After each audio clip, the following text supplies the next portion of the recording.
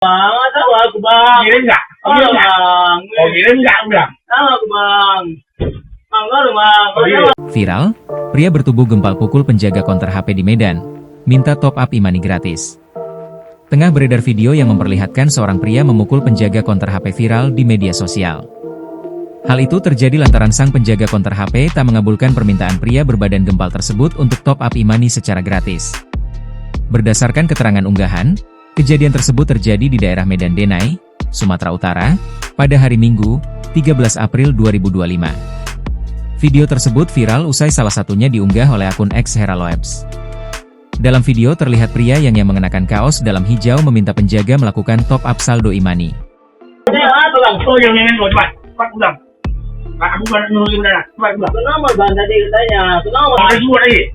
Kau buat cepat. Kau buat itu, aku tahu kau jaga. Kau buat cepat. Kenapa dulu bang? Sambil menangis, penjaga konter masih menolak untuk mengisi saldo e-money pria tersebut karena diduga tidak mau membayar. Tak hanya memukul dengan kayu, pria tersebut juga melempar kursi plastik toko ke arah penjaga.